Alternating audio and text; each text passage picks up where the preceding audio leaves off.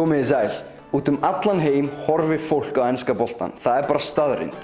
Og það sem fylgir því oft að fólk velur sér eitthvað eitt lið til að halda með. Það kannski mismunandi hversu mikið fólk tileinkar sér tíma sinum að horfa á liðið. Sumir kannski bara svona horfa á einn og einn leik og ekkert eitthvað mikið að pæla í þessu. Sumir horfa á hvern einasta leik en ekkert eitthvað að missa sig yfir þessu. En síðan eru sumir sem horfa á hvern einasta leik, missa sig yfir þessu og öskra á sjónvarpið og eru bara grjótharðir stuðningsmenn. Við ætlum einmitt að kíkja á eitt slíka núna. Við erum hjartanlega velkomin í Stuðningsmanninn.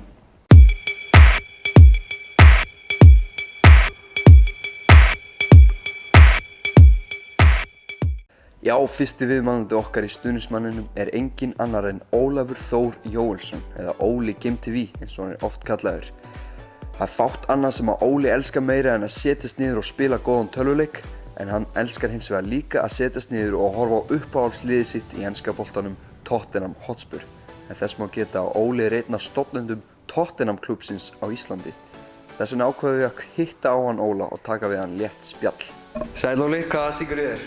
Bara mjög gott. Ég er góður þess dagana, bara mjög gott. Mjög góður. Tottenham liðið náttúrulega að blómstra. Já. Loksins. Loksins. Já, þannig ég er mjög góður. Það er æfingaferð núna í Melbourne og voru að taka leik við Juventus í dag. Horfðirðu á leikinn? Já, ég horfði að hluta á honum allavega. Þetta var mjög tiltölulega ungt lið og en ég er alltaf gaman að bara, þú veist, undirbúningstímabilið þetta er að fara í gang aftur. Já. Og ég held sér bara töluvert bjartsýn í herbúðum minna manna akkurat núna, Tottenham manna. Eirík meila loksins að blómstra? Já, ég er mjög feginn því að það er bara oft sem að, þú veist, leikmenn fá ekki séns og eru bara flautaðir út af allt of snemma og fara með skottið á milli lappanna eitthvað. Ja, hann hefur bara bæði sjálfur sýnt bara þann karakter að vera tilbúinn að berjast fyrir sæti sínu í liðinu og bara tekið þeirri leiðsögn sem hann er að fá og það er að skila sig á síðast tímabili, mjög góður þar og verður gaman að fylgjast með á þessu tímabili. Berst mikið, en Óli, í Stuðningsmanninum þá erum við að heimsækja svona einn stuðningsmann fyrir hvert og eitt svona stórt lið í enska boltanum og þú ert svona fyrir Tottenham hérna í þessum þætti og við ætlum að spyrja þig nokkra spurninga. Hver er svona þín fyrsta minning af Tottenham? Fyrsta minningin er í rauninni ástæðan fyrir að byrja að halda með liðinu er að þegar ég var ég man ekki, ég var örugglega bara 10 ára gamall eða eitthvað, þá var ég að horfa á Evrópuleik í sjónvarpinu. Ég var ekki mikið að fylgjast með fótbolta en einhvern veginn og Tottenham var að keppa og Ray Clemens var í markinu. Ray Clemens? Já, hann var náttúrulega stórkostlegur. Sá frábæri leikmaður. Hann var náttúrulega hrikalega góður. Hann og Pat Jennings eru svona kannski þessi markmenn svona og Erik Thorstvedt, hann var náttúrulega harður þegar ég byrjaði að fylgjast með þessu, eða Thorstvedt og málið er að ég bara meðan það eitthvað svo svalur gaur að ég bara einhvern veginn Tottenham svona festist í huga mér svo þegar ég þurfti að fara að velja með lið löngu seinna, mörgum árum síðan þegar félagar mínir voru farin að fylgjast vel með þessu þá náttúrulega valdi ég Tottenham bara af því ég einhvern veginn, ég nennti ekki að vera eitthvað United og vera aðeins öðruvísi, ég held að sé bara stundum betra að vera aðeins öðruvísi já, og svona mikið flók í kringu United já, ég myndi segja það líka þannig að ég náttúrulega bara valdi bara reynda að vera og þetta er náttúrulega góð ákvörðun með það að gera að fólk er ekkert að böggast í mann yfirleitt hefur Tottenham ekki verið að gera neinu liðum skráfu bara í gegnum tíðina þannig að þetta maður er einhvern veginn bara siglir svona rólega á milli siglir líklega á sjóðu í rauninni allir elska Tottenham aðdáðandana því að hann gerir aldrei neitt hann er bara svona, hann bara er það já, ég veit það og það er þannig nú erum við náttúrulega að fara að blanda okkur í toppbaráttuna þannig að ég held að nú fer að vera vandlífað en ok, þetta var svona kannski þín fyrsta minning en svona hver er kannski þinn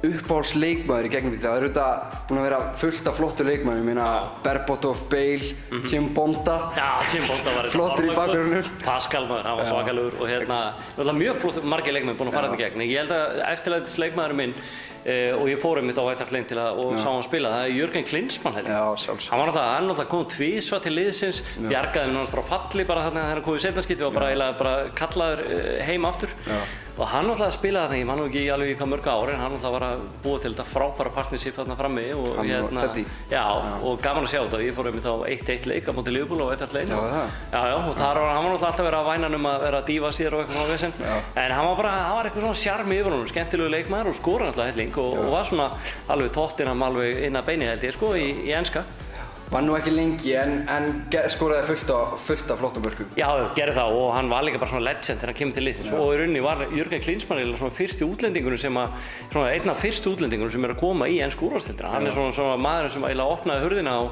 svo hefur flæðið alveg komið í kjölfarið á því þannig að það var ekkert algengt að menn var að kaupa leikmenn eins og hann á þeim tíma Ég myndi telja þetta bara frekar gott svar enda Jürgen Klinsmann virkilega flottur leikmaður á sínum tíma.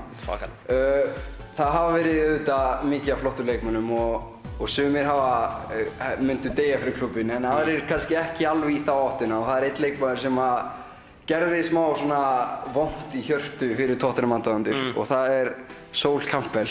Hvernig brást þú við þessu á sínum tíma? Já, hann er náttúrulega bara svo Voldemort fyrir mér, það er bara, má ekki nefna nafnið hans, þetta er rosalegt, þetta er náttúrulega bara svarti Voldemort. Mér fannst það mjög lúalegt að honum því að ég meina það sem gerist þegar hann er alinn uppi á klúbbnum og hann er náttúrulega búinn að vera að segja við stuðningsmenn og forsvarsmenn klúbbsins að hann ætla alltaf að fara að endurnýja samninginn og eiginlega dregur menn af asnaðirunum og svo bara korteri síðar er hann bara mættur á blaðamannafundi hjá Arsenal einhvern veginn. Það var eitthvað verið að tala AC Milan og Juventus og maður myndi kannski skilja það en síðan var hann bara mættur á þú segir blaðamannafund bara hjá Arsenal. Já og það virðist ekki alveg viðra vel alltaf í höfðinu á honum því að hann líka sagði þegar hann fór frá Arsenal þá sagði hann við Arsene Wenger að hann þyrfti að spila erlendis og ég held að hann hafi farið síðan til Leicester til Portsmouth. Það er í sama landi Arsenal. Þú veist það ekki, það var það í sama landi. Já, ég held að Sol Campbell hefði þurft að mæta í landafræðitímana þegar hann var aðeins yngri því að hann kannski var of mikið í fótboltanum og hefur skallað boltan kannski of oft en þetta var náttúrulega og mér finnst þetta alveg að versta við og svolítið við fótboltan í dag bara hvað svolítið sálinni farin úr honum fyrir peninga þetta var skelfilegt. Sol Campbell, þú veist að fara að mæta í landafræðitíma.